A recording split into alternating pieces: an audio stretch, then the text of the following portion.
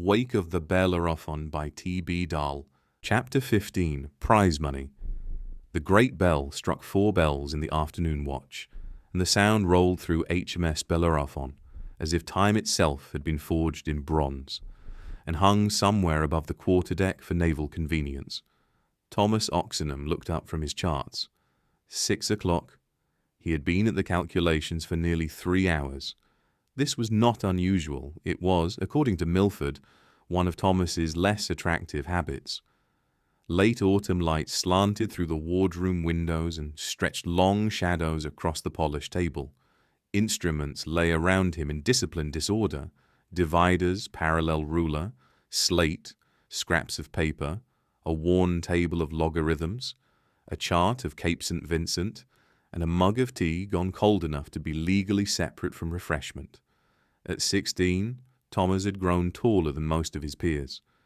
The lank boy who had first climbed aboard Bellerephon, carrying William's sea chest, had lengthened and filled out under years of watch, weather drill, hunger, fear, work, and the general abrasion by which the Navy converted children into junior officers.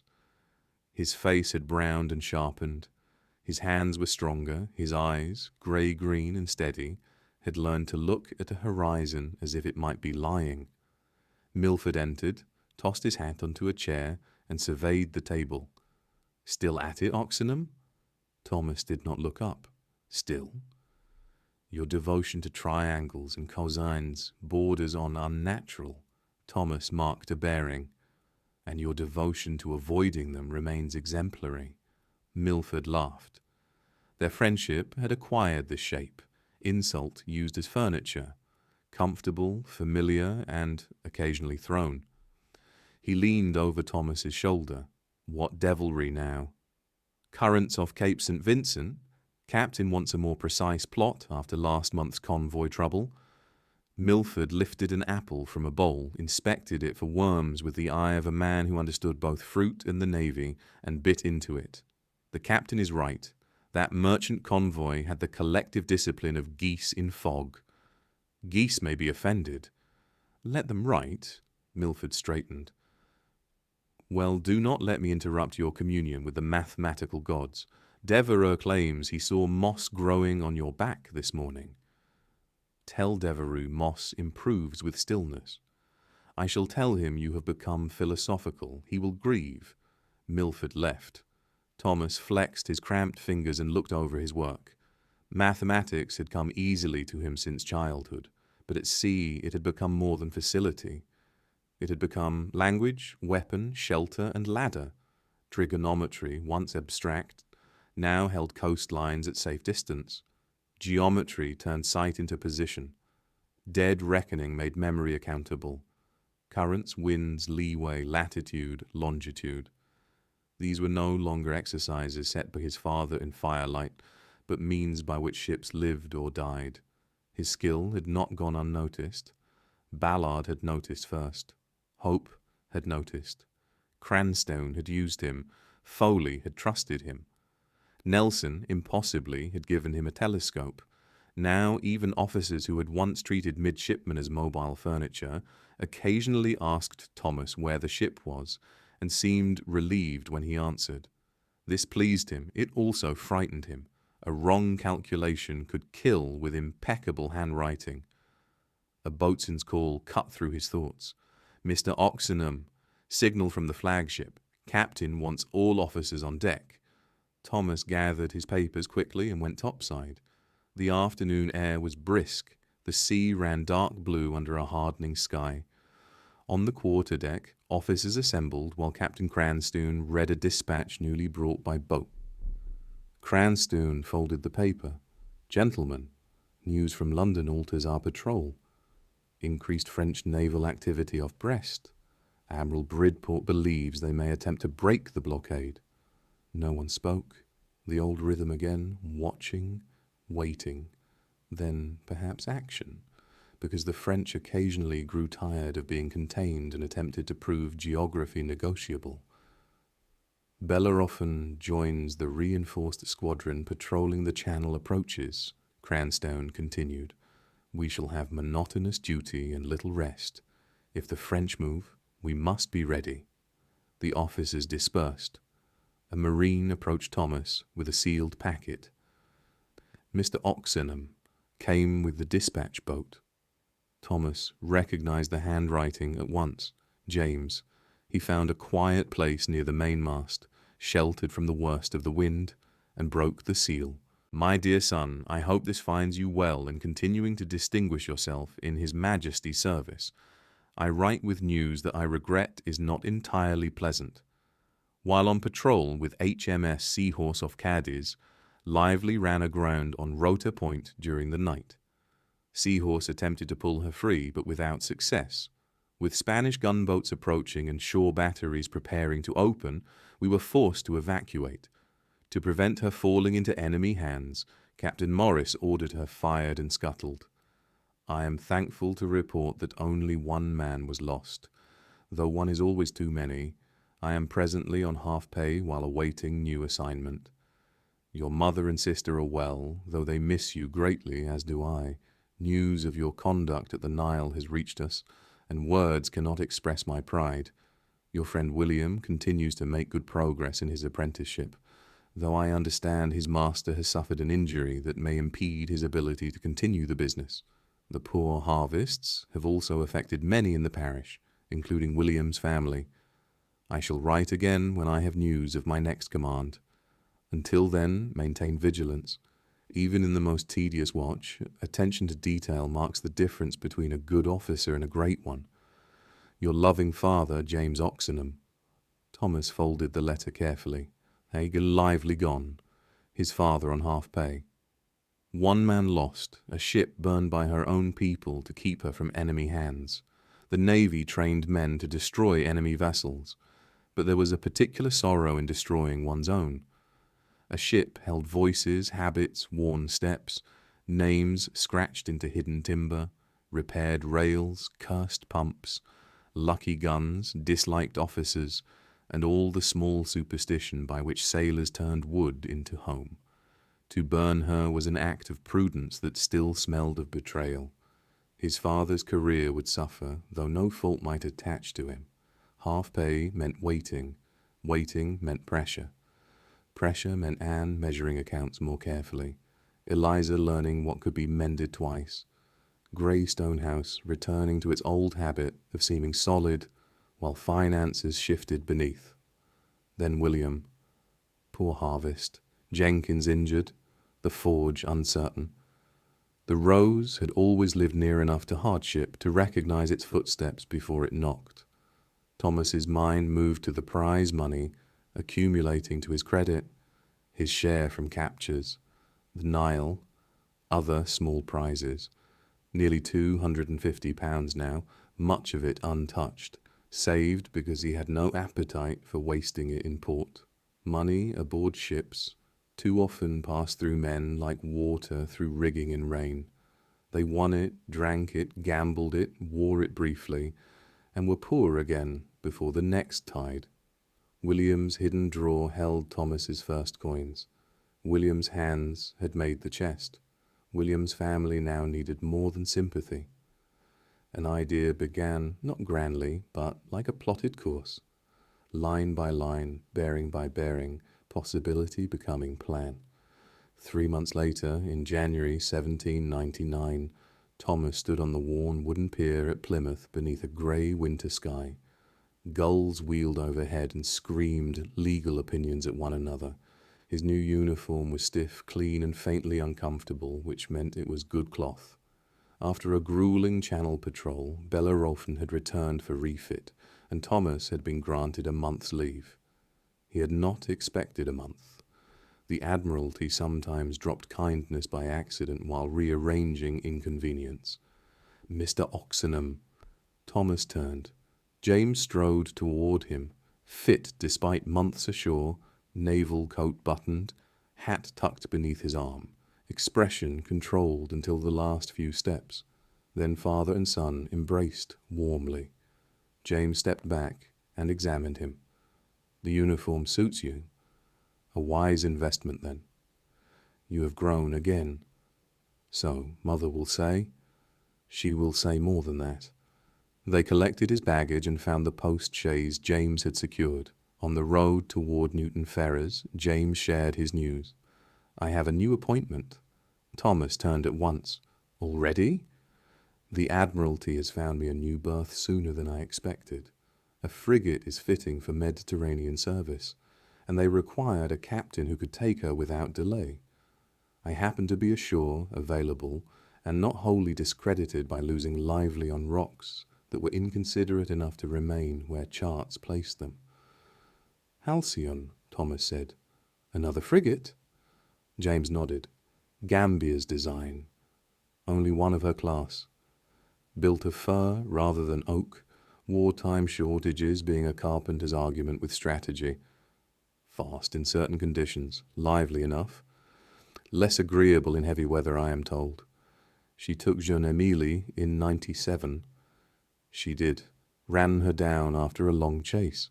When do you assume command?" "I report to Portsmouth next week." "Mediterranean service?" Thomas looked through the carriage window at Winterfields. "So soon?" "Always." James studied him. "You have grown, Thomas. Not only in height." Thomas met his father's gaze. "War changes a man." "It does." James placed a hand briefly on his shoulder. "But remember, it is how we consent to be changed that matters." Greystone House appeared under winter light, smoke lifting from its chimney.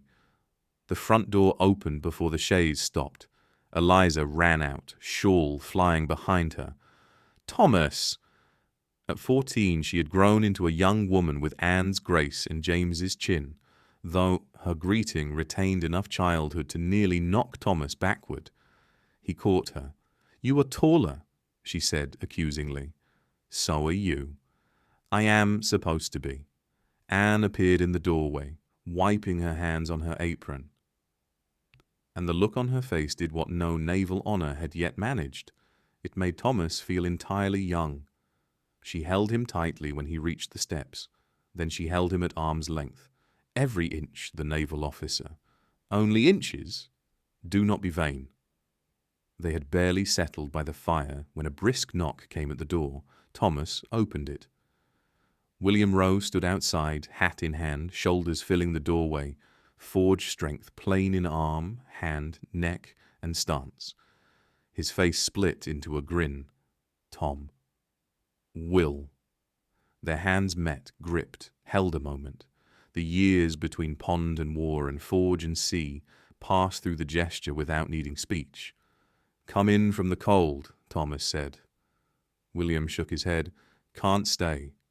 Broken ploughshare for Farmer Yardley before nightfall. His voice was cheerful, but Thomas saw the strain near his eyes. They stood in the doorway while William spoke quickly of winter, poor harvest, Jenkins's injury, debts pressing, forge work barely enough because the master could no longer swing a hammer properly. "Pa's struggling," William said lower. "Nothing desperate yet." Men say nothing desperate when desperation is already in the lane, wiping its boots. Thomas nodded. "We shall talk properly before I return." William clapped his shoulder. "That we shall." He strode away into the darkening wind, shoulders squared as though hardship were another weight to be carried without complaint.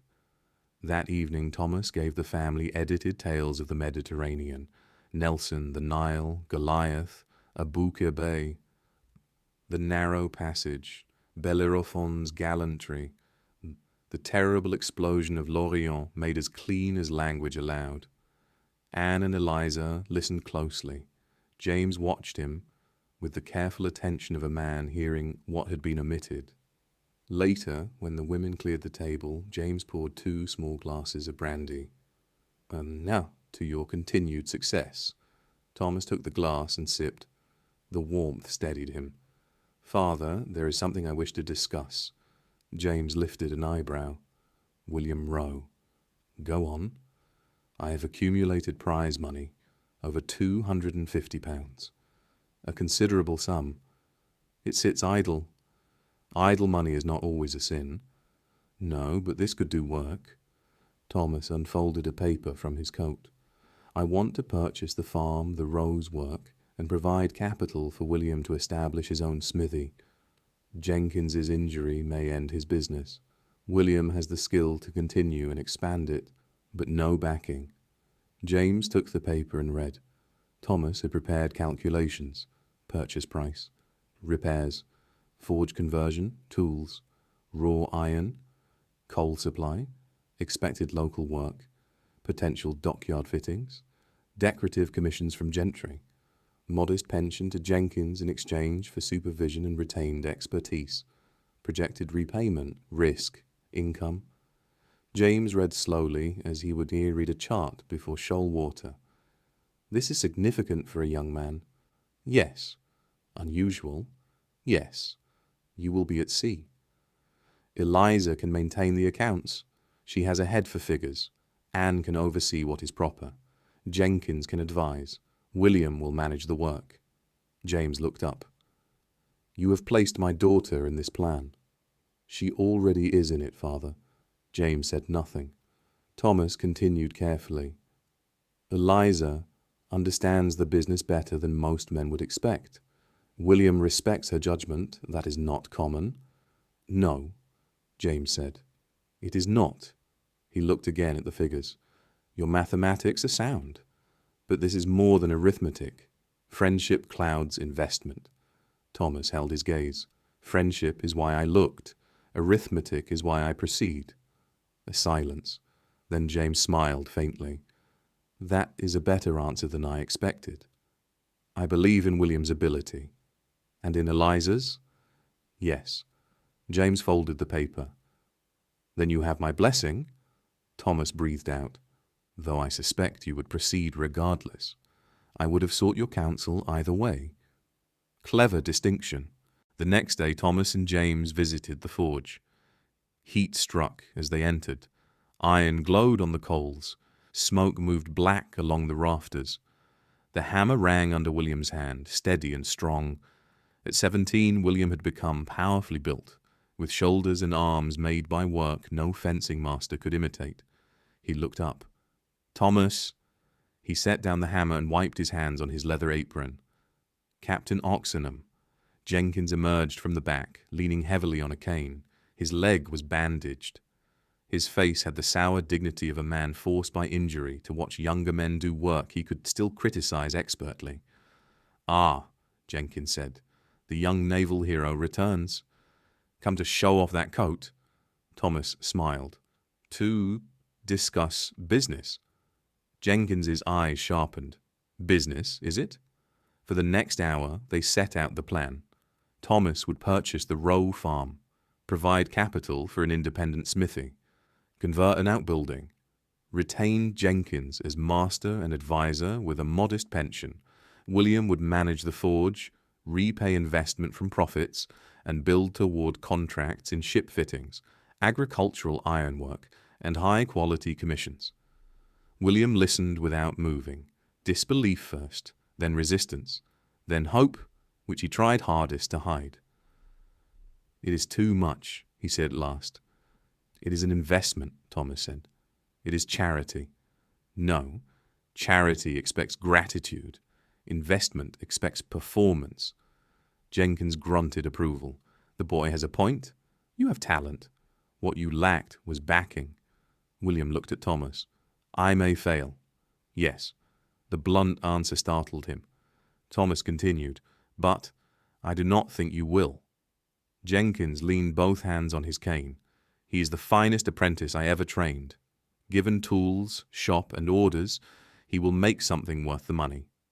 William's jaw tightened. I will not let you down. Do not say that, Thomas said. Say you will keep accounts, make good work, pay debts, and charge properly. William stared, then laughed once, roughly. Eliza has been speaking through you. Only because she is often right. The transaction moved quickly. By the end of January, the farm purchase was complete, and work began converting an outbuilding into a proper forge. Thomas watched William direct construction with a confidence that seemed to arrive the moment responsibility made room for it. Jenkins sat on a stool and criticized everything. This was considered valuable supervision. Eliza threw herself into the enterprise with alarming thoroughness. She created ledgers, account books, lists of suppliers, projected costs, inventory tables, customer records, and a system of marks for unpaid bills that made William look at her with admiration and mild fear. By the fire one evening, she explained a cost-saving measure involving coal deliveries, transport timing, and combined orders with a neighbouring estate. William listened closely. Anne and Thomas watched from across the room. "She is quite taken with the role of business manager," Anne said. "She is good at it." Anne glanced at him. "You have given them both purpose. They had that already. Opportunity, then." Thomas watched William bend over the ledger while Eliza pointed with her pencil. "I merely opened a door," Anne's voice softened, "and left them in the same room." Thomas looked at his mother. Anne looked back. Neither said more. The days passed too quickly. Thomas studied for his future lieutenant's examination in the mornings and helped with farm and forge by afternoon when his body allowed. Physical labour ashore differed from ship's work. It had weight without roll, fatigue without spray, pain without gunpowder. He found satisfaction in it. A fence stood when repaired. A hinge turned smoothly. A beam raised did not become obsolete because a signal altered. At breakfast near the end of January, an Admiralty letter arrived for James. He opened it, read, and folded it with the calm of a man receiving the expected in inconvenient form. "News?" Anne asked. "Triton is ready. Required in the Mediterranean without delay. I leave for Portsmouth tomorrow." The room stilled. Naval families did not pretend surprise at departure. They only suffered its timing. "And you, Thomas?" Anne asked. "My leave expires in a week, then Bellerephon." Before the day ended, another letter arrived. For Thomas. He broke the seal and scanned it. The words rearranged his future in 3 lines. James saw his face. "What is it?" "Orders. I am to report to HMS Defiance, flagship of Rear Admiral Graves, transferred from Bellerephon." James's brows rose. "Graves, Nelson's second in command. Captain John Murray commanding. A 74. Good ship. Experienced captain. This is no small posting." Thomas folded the letter. Defiance. Not Bellerephon. Not the berth he knew, not Milford, not the battered ship that had formed him. A new deck, new officers, new tests. James said, "This may be an excellent opportunity. I suppose I should be grateful they allow me the remainder of leave. The Admiralty occasionally forgets to be cruel." The next morning James departed. Cold, clear air stood over the yard. His sea chest had gone ahead. The horse stamped in frost. Anne straightened James's coat because wives and mothers were forever correcting men sent to war. "Take care," she said. "Always." This was a promise all naval families accepted and none believed fully. He kissed her, embraced Eliza, then clasped Thomas's hand. "I expect to hear of your promotion to lieutenant when next we meet. I shall not disappoint you." James smiled. "You never have." He turned to William, who stood respectfully aside. "Keep an eye on my family and make that forge succeed." "I will, sir." "Godspeed." James rode away. Thomas watched until the lane took him. 6 days later, it was Thomas's turn. His sea chest was packed, his new uniform brushed, Nelson's telescope secured. Eliza placed a small parcel in his hands. For the journey and for remembering, inside was a knitted scarf in deep navy blue and a small drawing of Greystone House, exquisitely rendered, set in a polished wooden frame. "The frame is mine," William said. "The drawing is Eliza's." Thomas touched the frame. The joinery was perfect. The house looked exactly right. So did the smoke, the orchard, and the lane. "You conspired?" "Yes," Eliza said, "with competence. I will keep it with me always." William drove him to Plymouth in the newly repaired cart. The road was cold and wet in places, but conversation came easily. William spoke of the forge with an energy Thomas had rarely seen in him. "Ship fittings," William said. "That is where I think we should specialize. Dockyard demand is steady. Hinges, brackets, bolts, chain plates, custom work. But Eliza says not to neglect decorative ironwork, gates, railings, fire grates for gentlemen who want to look at expense. She's right. She often is." William said it without embarrassment. Thomas smiled. "Listen to her." "I do." A pause. "More than she knows, perhaps." Thomas looked at him, but William kept his eyes on the horse. As Plymouth drew near, William grew quiet. "I do not know how to thank you properly." "No debt." "There is." "No," Thomas said. "There is investment. There is friendship. Do not confuse them." William laughed softly. "Eliza will keep accounts. That is what frightens me." At the dock, they stood beside Thomas's chest. William embraced him hard. "Stay safe. You too. There is a forge waiting for your return. I expect to find it thriving." "You shall." Thomas watched William drive away before turning toward the next stage of his journey. HMS Defiance lay at anchor in Portsmouth, 74 guns in 2 decks, broad, powerful, and purposeful. She did not look like Bellerephon. No ship did, once one had loved and survived aboard another. Thomas came alongside with chest, duffel, instruments, books, and the framed drawing secured in waterproof cloth. At the entry port, the marine sentry saluted. "Mr. Oxenham to join the ship?" "This way, sir. Captain Murray expects you." Captain John Murray sat in the great cabin reviewing papers. He was in his early 40s, weathered, keen-eyed, with the controlled stillness of a man who used courtesy as a measuring instrument. "Midshipman Oxenham reporting as ordered, sir." Murray looked up. "At ease." Thomas stood. Murray's eyes took him in. Height, bearing, uniform, hands, face, sea chest, telescope case. "Tar, your reputation precedes you. Admiral Nelson mentioned your conduct at the Nile." Thomas remained still. "Sit." Thomas sat, surprised. "I understand you are preparing toward your lieutenant's examination." "When I am eligible, sir. I shall have served 6 years when I am 19. I intend to be ready." "Good. Many intend to be promoted before they intend to be competent." "Yes, sir." Murray leaned back. "I have reviewed your record. Navigation and mathematics noted. Good conduct in action. Strong recommendations." "Thank you, sir. A lieutenant must be more than a navigator.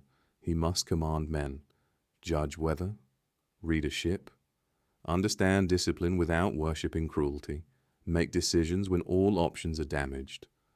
Thomas listened carefully. "To that end," Murray said, "I intend to give you opportunities.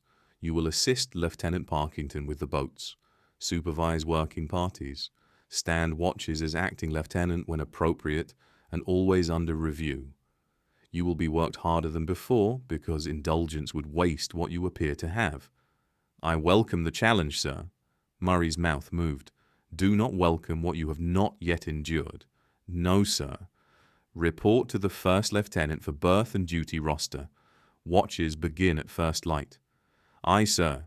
Thomas left the cabin with excitement and unease walking together. Defiance was opportunity.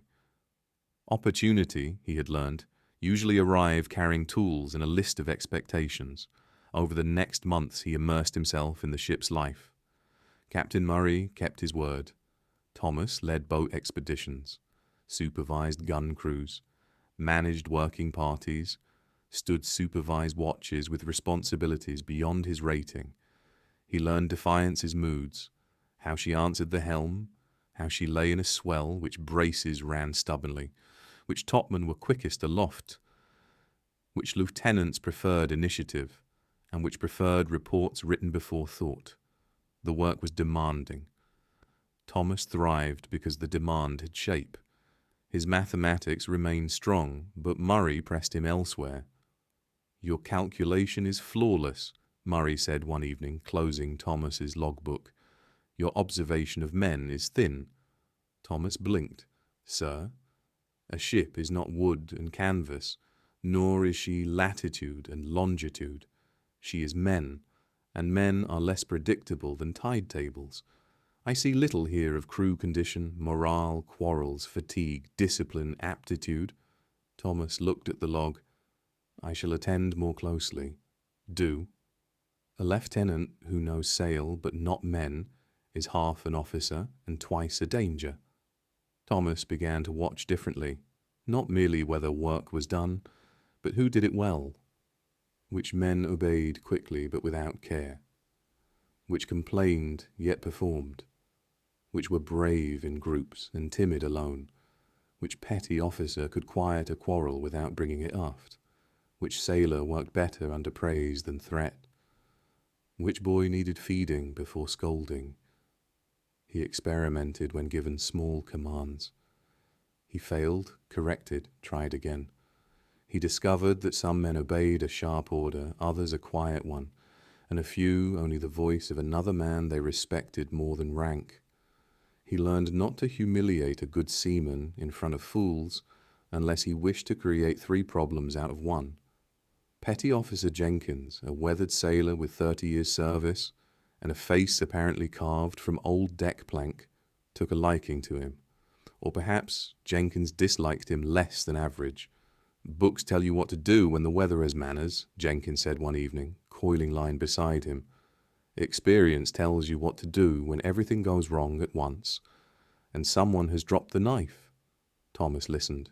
He had grown wise enough to know when wisdom arrived without gold braid. When squalls blew up, Thomas volunteered for deck duty. In one fierce storm off the French coast, he remained on deck 18 hours, watching the first lieutenant reduce sail, alter course, ease strain, and keep the ship alive, while wind tore the tops from waves and flung them sideways. At one point rain drove so hard that speech became mostly faith.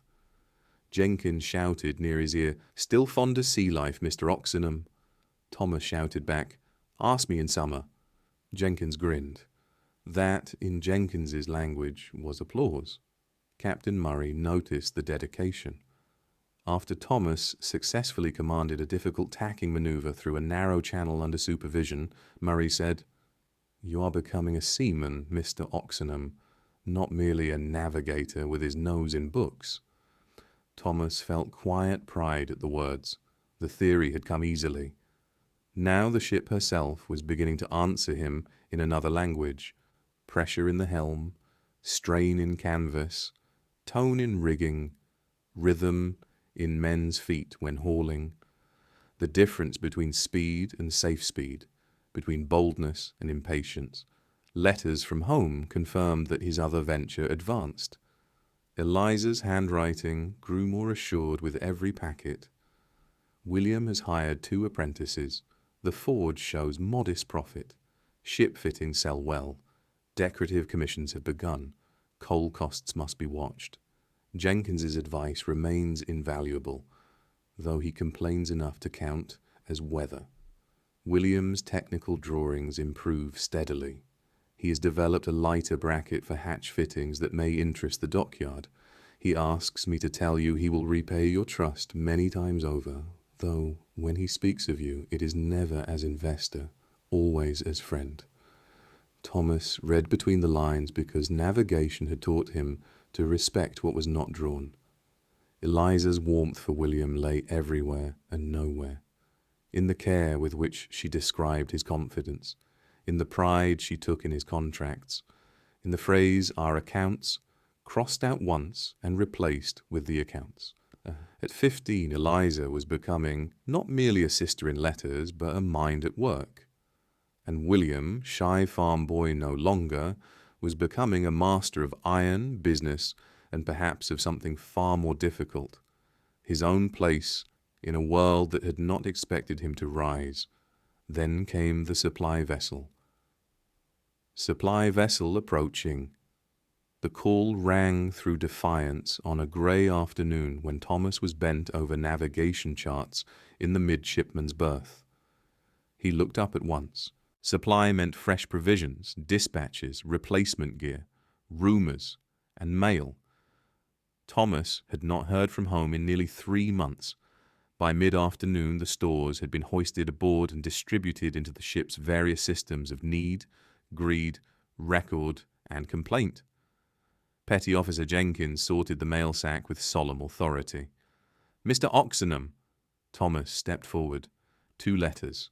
Anne's neat hand. James's distinctive script. The second had been posted from Falmouth, not the Mediterranean. Thomas broke that seal first. The handwriting was hurried, excited, almost unlike his father. "My dear son, I write with news so extraordinary I scarcely believe it myself, though the gold now in Admiralty coffers confirms the matter. In October last, Triton sailed in company with Naiad, Ithalian, and Alcmene when we encountered 2 Spanish frigates attempting to make Cadiz. These were no ordinary vessels, but Santa Brigida and Thetis, treasure ships from the Americas. What followed was a chase and engagement of nearly 2 days. The Spanish fought bravely, but they were overmatched. When we boarded, we discovered their holds contained silver dollars and precious metals valued at over £1.3 million. Thomas stopped. "Read the figure again. 1.3 million. Numbers had always obeyed him, but this one seemed drunk. He continued, "The prize court has now settled the matter. As captain of Triton, my share comes to £81,250. Your mother nearly fainted when I told her. After years of careful economy and concern, we find ourselves suddenly wealthy beyond imagining. I have purchased Yelmfield Manor near Plymouth, nothing ostentatious, but a gentleman's property of 200 acres, with a solid house and good tenant farms. Your mother has begun improvements, though she insists on keeping Greystone House, being too attached to it to consider selling. We shall use it as a summer house. Captain Pierpont of Naiad has retired entirely on his prize money, while Captain Murray of Ithalian, no relation to your captain, I believe, has purchased a parliamentary seat. Such is the transformative power of fortune." Thomas sat back against the bulkhead. His modest, careful, duty-bound father now possessed wealth beyond anything the Oxenhams had imagined. Greystone House, once a mortgage, now a summer house. Anne able to improve a manor. Eliza with a dowry. Thomas himself heir to land and security. The old financial anxieties that had moved through the family like cold under a door had vanished in a Spanish prize hold. He read on. "Your investment in William's Forge appears increasingly prescient. Your mother tells me the business thrives, with orders from Plymouth dockyards keeping them busy. Eliza continues to manage the accounts with skill remarkable for one so young. I shall soon return to service, as Admiral St. Vincent has requested me specifically for a special assignment. But know that whatever happens, your family's future is secure. With great affection and pride, your father." Thomas folded the letter. The berth carried on around him. Someone laughed over dice. Someone cursed a torn shirt. A boy asked whether Spanish treasure was heavier than French excuses. The world had changed, but only inside paper for now. Lieutenant Parkington appeared beside him. "Good news?" "Yes, sir. My father captured Spanish treasure ships."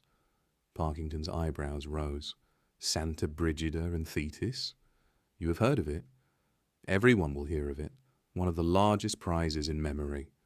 He clapped Thomas lightly on the shoulder. "Congratulations. Your family's fortunes are transformed." "Thank you, sir." Thomas tucked the letter away. He expected joy to arrive whole. Instead it came mixed. Relief, certainly. Prayed. Awe. But also distance. Gold could buy Yelmfield Manor. It could secure Anne and Eliza. It could alter how neighbours bowed, how creditors wrote, how suitors calculated, how doors opened. It could not pass Thomas's lieutenant's examination. It could not command a boat in foul weather. It could not make a crew trust him. It could not bring Farley back, nor Walton, nor the men lost in battles that made prize money possible. Gold was power.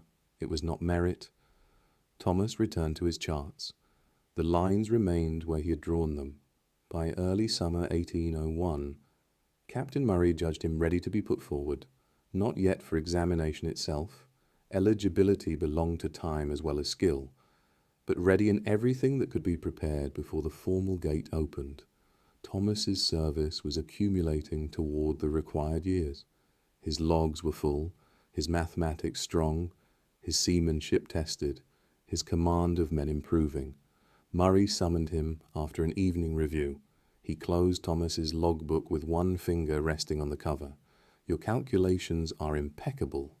"Thank you, sir." "Do not thank me yet. Your observations are better. Still not good enough, but better."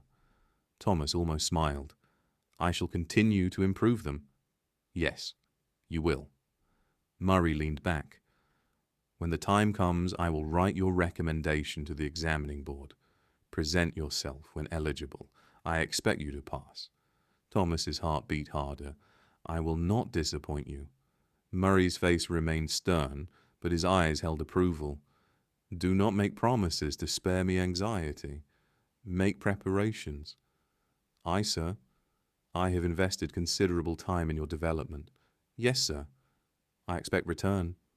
Thomas stood straighter. "You shall have it, sir." He left the cabin and went up to the quarterdeck.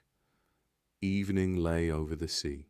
The sun had gone low, spreading copper light across the water, the same color as the estuary at home in memory.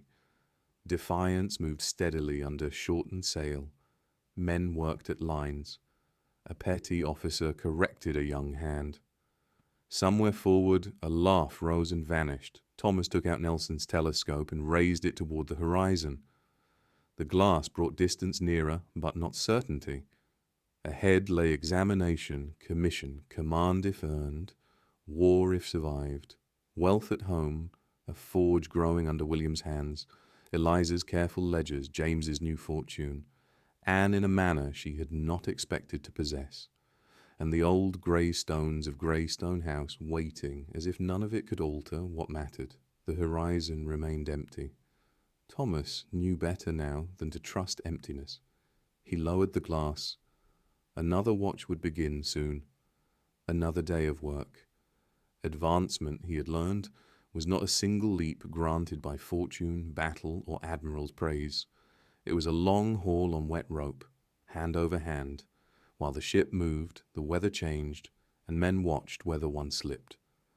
Thomas Oxenham set his hat more firmly against the wind and went below to study. The story continues in the next chapter, so make sure to subscribe, leave a comment with your thoughts, and share this video with fellow book lovers.